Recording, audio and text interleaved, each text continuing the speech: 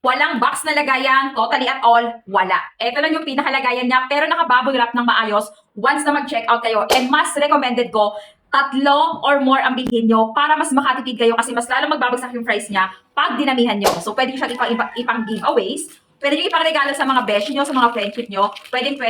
Ayan yung pinaka-appearance, guys. Na-unbox ko na kasi to. Nakabubble wrap siya ng maayos. And take note, guys, useful kasi to. Cat eye appearance. Ito yung bracelet na cat eye na maraming kulay na pwede pagpilian. But for me is pink. Mas pink pinapili ko. Ayan siya, guys. Pampaswerte. Wala namang masama maniwala sa swerte. So, kung para talaga sa'yo, para sa'yo. Pero mas maganda na rin may ganito ka. Ang ganda lang din kasi may bracelet ka na. May pampaswerte ka pa. So, ito yung pinaka-appearance niya. In fairness lang, ganda-gandahan lang ang peg. Okay? Pink color yung napili ko, pero may black, may blue, may yellow. Marami siyang kulay na pagpipilian. And mas highly recommended na bilhin nyo yung tatlong pataas para mas maka-discount sale kayo. Ayan guys, maglalagay ako ng link. Ang ganda ipang regalo. Minimalist lang talaga yung design yan. Cute-cute lang, naka-discount sale to. Highly recommended to mga babes ko, pampaswerte. Cat eye appearance. Alam niyo naman ang ibig sabihin ng cat eye. So kung hindi mo pa alam, i-google mo na lang. Pero beb, eto ay pampaswerte. Okay? Baka ngayon, swertihin ka na once na mag-check out ka. Ayan yung link. I-check mo na.